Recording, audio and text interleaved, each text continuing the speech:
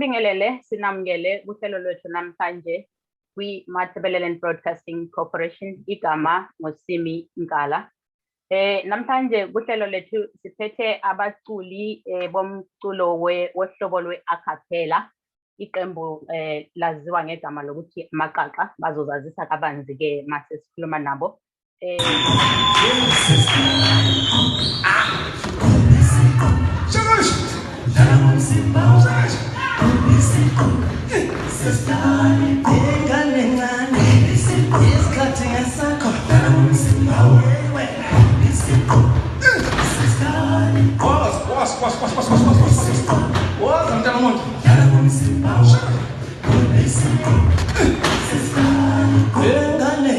Njalo futhi sino-manager wabo namhlanje uSisiphet naye njalo uzozazisa kabanzi mase simnikeze ithuba.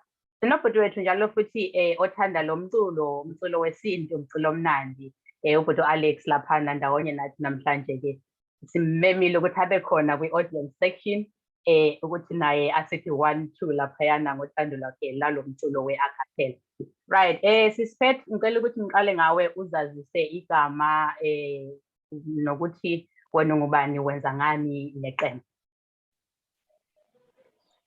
Salibonani endaweni ezishiyeneyo. Mina ibizo lami ngaziwa ngoPet Siyavundla, udirector we-True Elegance. True Elegance, it's a brand, it's a fast-growing brand that does a lot.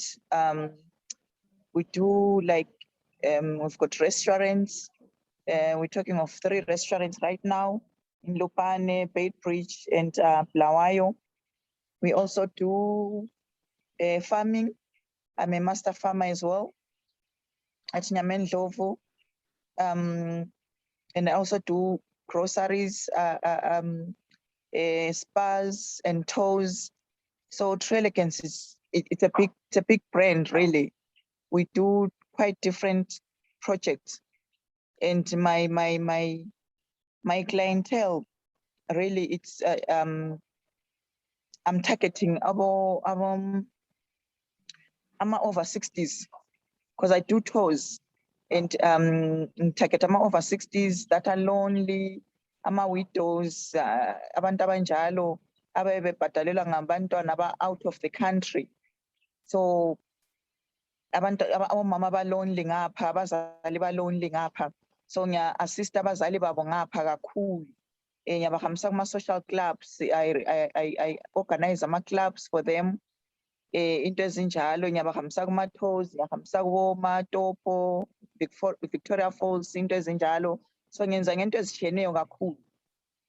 Mina as True Elegance ngingakabambi abomculo ubhuti khabo esilapha eceleni kwami, ngisakhuluma ngami ngengikwenzayo eceleni komculo.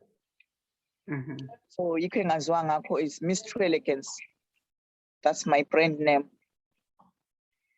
Right, i-director laphana True Elegance uSisiphet onguye njalo futhi oyi-manager ye-Qroup Amaqaqa. Right, futhi khabo size ngakuwe, sicela ukuthi uzazise. Okay, angibingelele bakithi umhlaba wonke. Ngithi salibonani. Olibingelelayo ngokhuleka nokumkanda. Ngi-leader yeqembu okuthiwa ngamaQaqa. Amaqaqa ukuthi people who are climbing a mountain. Amadoda aqanisa uKapa. Yes. And our aim and vision is to spread our own identity, to spread peace, and to share the love of God with everyone in the world. Siyahlabelela traditionally as a gospel, there's socially there's khuluma ngayo yonke into eyenzakalayo.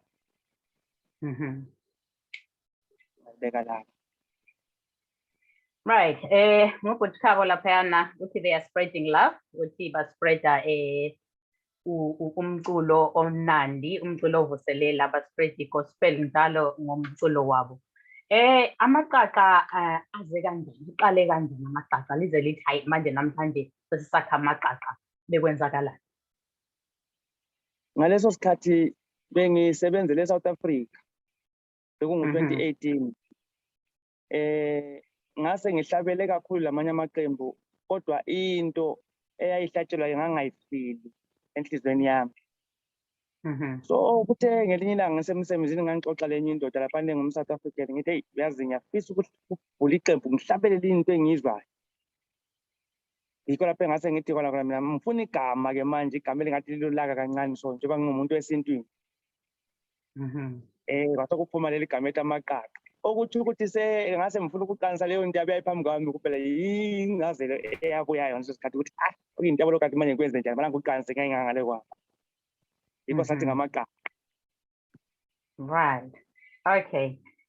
Nanti amadoda aqanisa uXaxa. Iqembu leli abantu abangaki? Iqembu labantu abangu-8. Okay. Lile 8 members. Right. Ahlangane kanjani ama-members lawa u-8? Ukuthi ama-members la ngo-2020 ngase ngibuya lapha mina eZimbabwe. Ngabhala nje ngibhala ama-Facebook, kuma-WhatsApp ngidinga abantu. Abanye basuka ezindaweni, abanye bachiya, omunye welipholisa wachiya le Harare wabuya ngapha, abanye basuka kwamanye amaqembu beza sahlangana. Asesibumba lento sesisonke eminyakeni lo ophelileyo. Right. So ngamanye amazwi iqembu leli libunjwe abantu sebebulawayo. Lake lapunje eSouth Africa laphela ngale ngenxa yokuthi imisebenzi abantu babesebenza kusenzani. Then ngase ngisithi no, kahle ngiye eZimbabwe le engazana khona labantu engabadinga khona kuhle.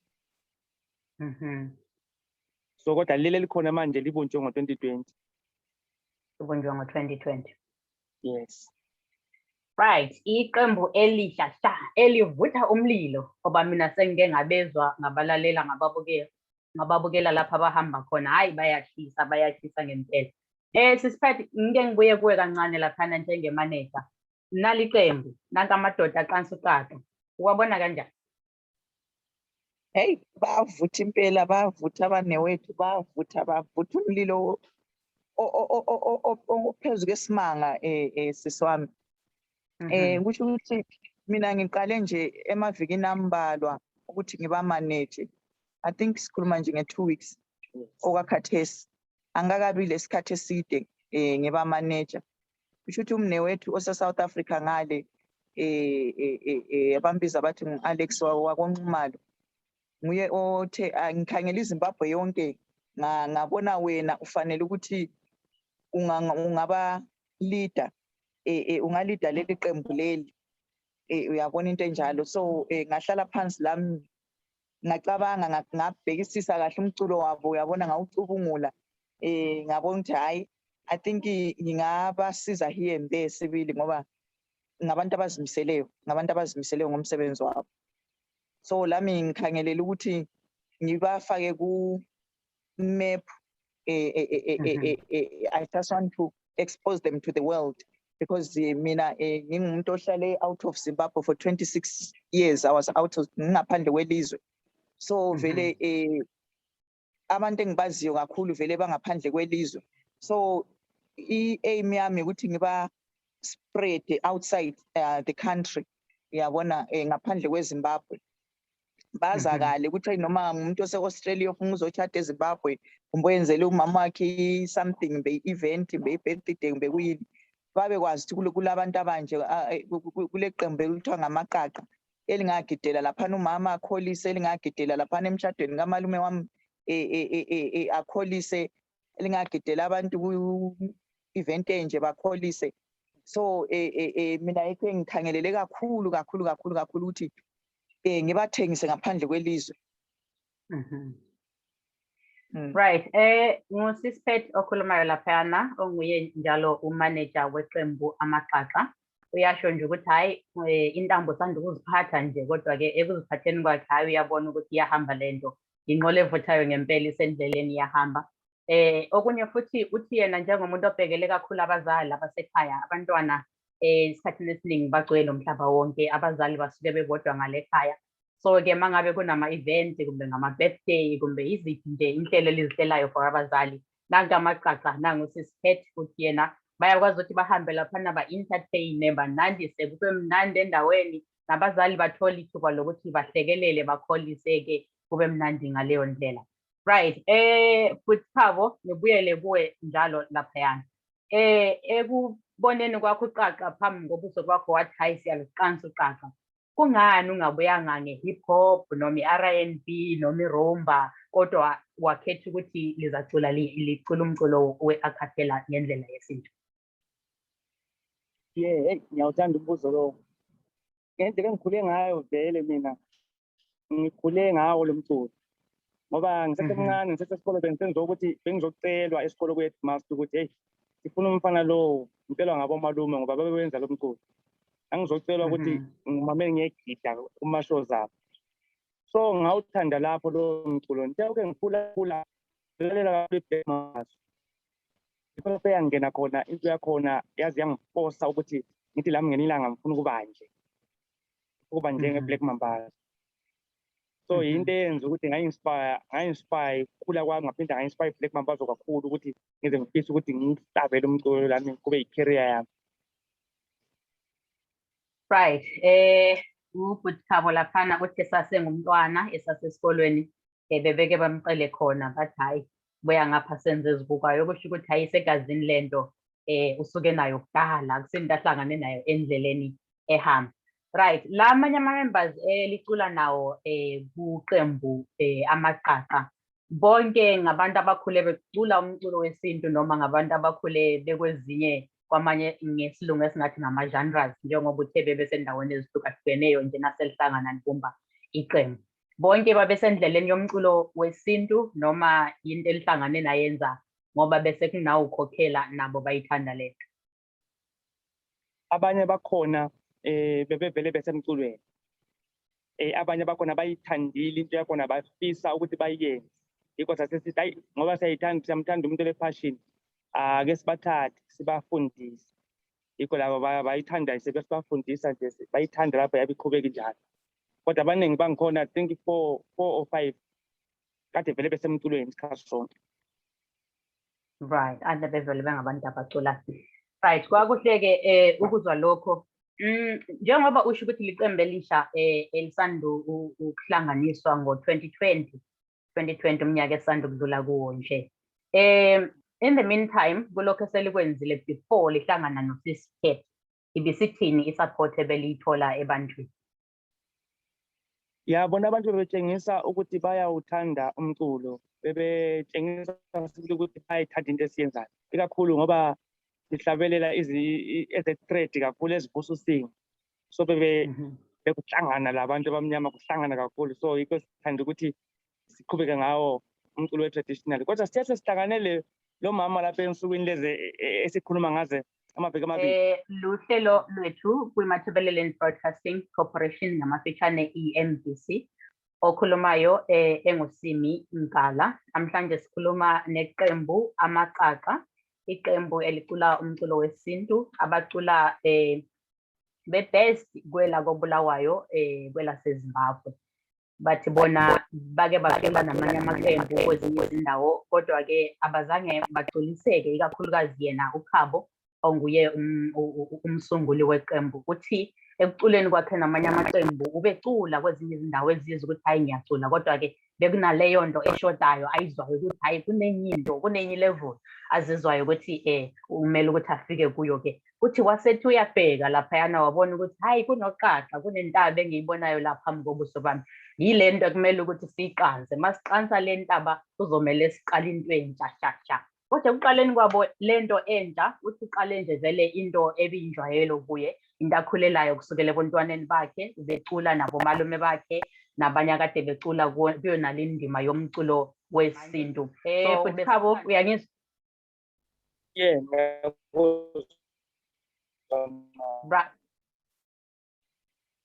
Right, ingathi network yethu yiyo esihluphayo laphayana, kodwa-ke ngiyamuzwa manje. Ungaqhubeka lapho okade ukhona ukhuluma ngokuthi uhambo lwenu lisaqala belunjani laphaya? So bengasathi mina umculo wethu usufikile ngaphesheya kwamazwe kuphumisela ngalabo bantu ababili uSisiphathi lo bhuti uNxumalo le South Africa. ziningi izinto asebezenzile, ziningi izinto sebesifikise ebantwini abaningi kakhulu ngesikhathi esincane. So I'm very happy ngokuthi ngibathole empilweni yami. I'm very happy. Yes. Right. Simshayile ihlombe udadewethu usisiphathi laphayana ngomsebenzi omuhle kangaka awenzayo.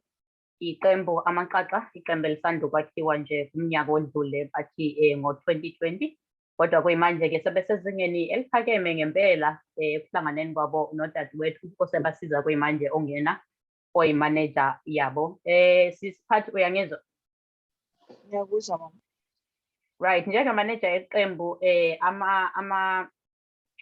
lokho kuya kuthiwe ngama-short term plans ngesilungu. Athina ama-short term, athina ama-long term plans njengeqembu Amaqaqa. Okay. Ukuthi ama-short term plans like njengoba umnyaka ususiyaphela sikhangelele ukuthi sizama ukujova ama-events ama-shows athi ambalwa kakhulu njengoba nami futhi ngingu-owner wama-event we-events company, so ngizazama ukuthi ngiba fake ama-events ade sivele sesiwaplanile as Trail Against events team. So ngizazama ukuthi ngibafake ukwenzela ukuthi ngoba mina ama-events ami isikhathi esiningi abe bonakala siya live stream ayibonakala all over the world. Njengamanje sile Father's Day ezayo ngeSunday mhla ka-16, so iyabe i-live all over the world. So bazabe beperforma ke laphana abanewethu khonokhwana lapho. It's another a good way yokuthi babe exposed out there, yabona babone ngumhlaba wonke. So the whole day babe bekhona laphana labo be part of ama entertainers ye Father's Day yethu ye Trail Against. And then siplana futhi ukuthi umnyaka ungakapheli sibambe ishow maybe ePlumtree le Lupane. Sizakhangela nje indawana ezabe zivuma ukuthi sigijigijime njengoba it's only 2 months before umnyaka upheli. Lami njengoba ngihlane labo vele isikhathi sesiphelile. Kodwa ke isifiso sami ngesokuthi maye singathola ithuba sibambe nje ama-shows ambalwa before umnyaka upheli. Silama Christmas party but umnyaka omutsha oqalayo ngikona sizahlala phansi sikhangelela ukuthi inkosi mayivuma sibili senza ama-tours all over Zimbabwe, all over the world. Into ezinjalo into esizikhangeleleyo njengeqembu ngelela ukusebenza nzima kabanzi kakhulu. But okwakhathesi mina i-aim yami ukuthi ngeke ngibafake yabona ezindaweni nje bazakale kakhulu. Sisiphethe laphana oyimanager yeqembu Amaqaqa obesichazisela nje ngama-short term plans abo abanawo njengeqembu. Njengoba umnyaka suphela nje ubebala into ezifana nabo-Christmas party ukuthi kuyona le inyanga esikuyo ngisazwisisanga kuhle laphana ukuthi uthe mhla ka-16 October lapho athe kuzoba khona ne-Father's Day event abazobe beyi-streama live, abantu bonke umhlaba wonke bazokwazi ukuthi bayibone lapho. Kanti neqembu Amaqaqa lizobe liperforma lapho. Kuwe Botphabo isikhathi sethu ingathi sesibanga ukuphela laphayana.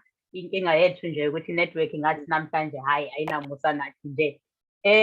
Ungakwazi yini mhlawumbe njengoba engekho amajaha kunye nawe lapho namhlanje ukuthi usiculele nje 1 minute ke sike sizwe umculo lomnandi kangaka, umculo oyiwo owabila ngaphakathi kuwe waze wafikelwa yile nto ethi hayi asiyenze le. Yes. Ngizathi mina siphethe induku ngoba siphethe induku angazi impela silenduku esiphethe lapha amanca sihlabele lapha. Ngiyangizwa tathi. Yebo. Yeah, so ngithi mina ngifuna ukukhuluma ngayo leyo nduku ngizachaya nje just kancane. Ngithi thina siphethe induku ngaphukiyo, phethe induku yombamba ayiphukile yawuyelele mama, phethe induku noma ngaze kudlule wena mama ayiphukile induku. Awusuka madoda. Hey. Ambona udida dada.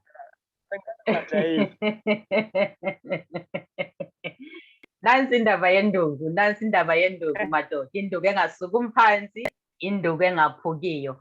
Ngubhuti Khabo laphana sizisa ubumnandi bomculo wesintu obizwa nge-acapella, onguye umsunguli weqembu Amaqaqa.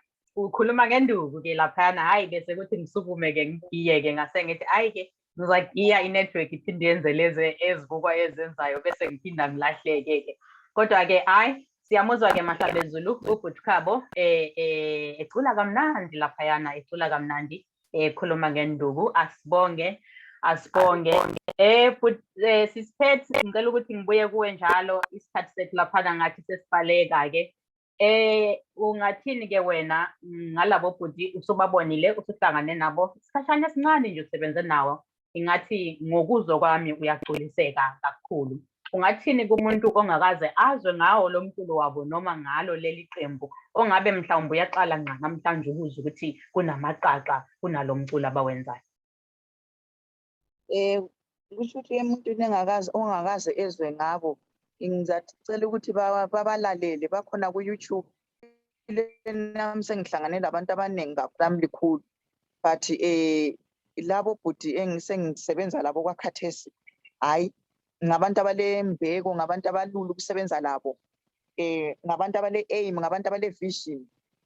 Yabona ungasebenza lo muntu angithi kodwa engayazi into ayifunayo empilweni, engela passion about umsebenzi wakhe. But laba into engithanda ngabo, yabona kusenhlizweni yabo, into abayenza from enhlizweni yabo, yabona umuntu onjalo ulula ukuthi usebenze laye ngoba uyabona ukuthi kule vision, yabona kulula ukuhamba laye, liyabonisana, livambe lunye, yabona akula kudonselana.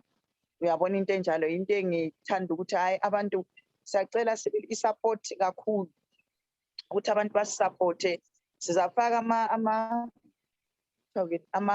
ama-flyer, ama-adverts noma siya kuma-shows, besikhala nge-support kakhulu wenzela ukuthi laba abanewethu bakwanise ukuziphilisa, baphilise lemndeni yabo. I-gift yabo phela kukhona lasembhalweni ukuthi umuntu kumele i-gift yakhe, yabona aphile ngayo.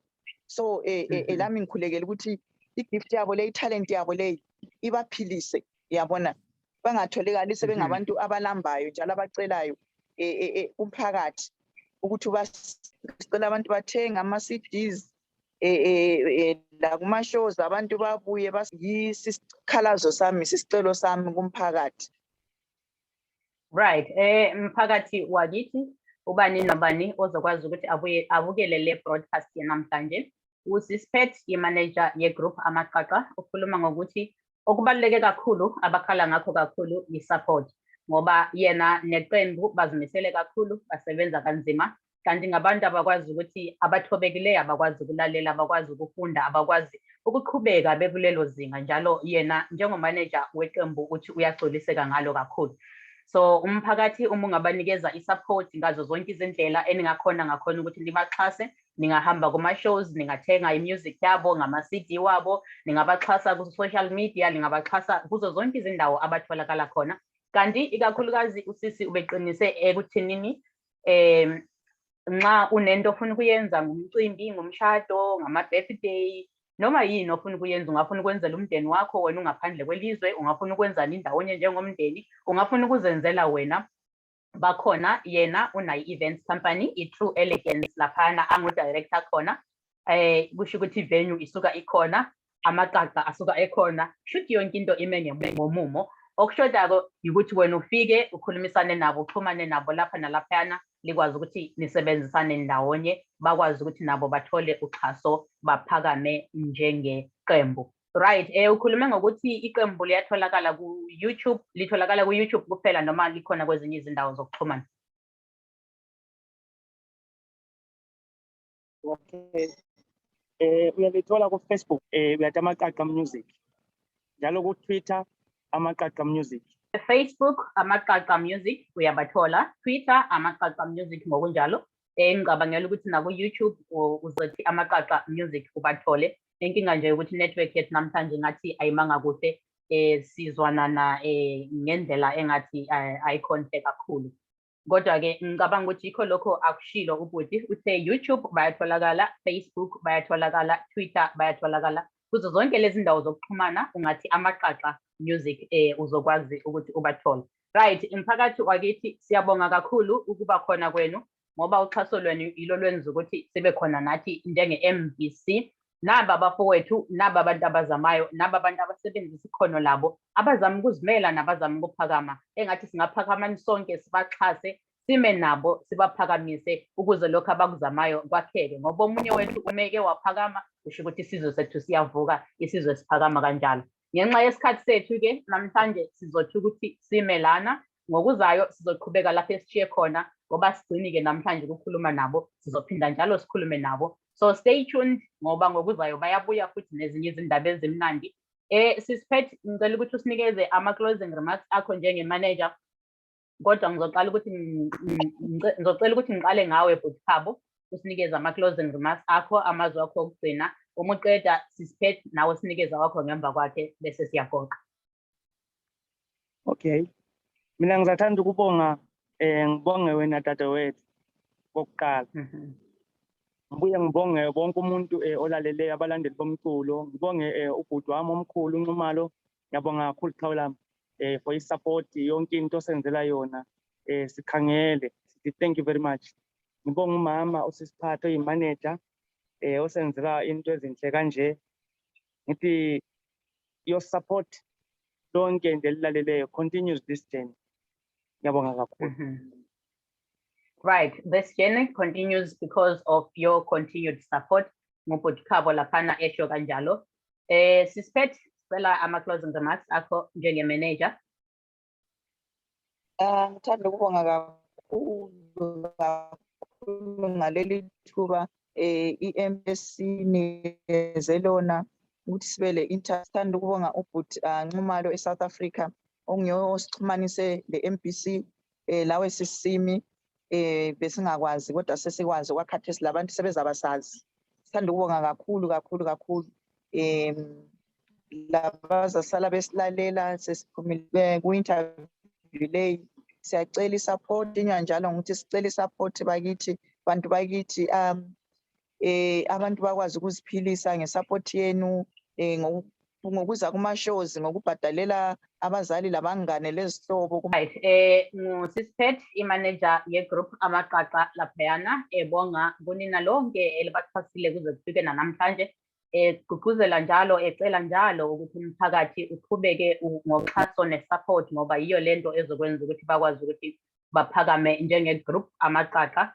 Kanti yena njalo director ye-True Elegance, i-True Elegance i-events company. Ngicabanga ukuthi bakhona eBeitbridge, bakhona koBulawayo, ngisazwanga ukuthi bakhona noma kuselupane njalo.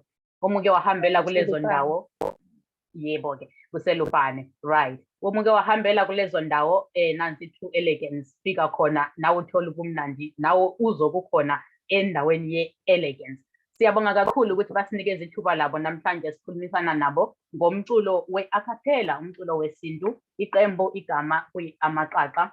Kuma-social media lizoqhubeka libafune ngalo lelo gama Amaqaqa Music.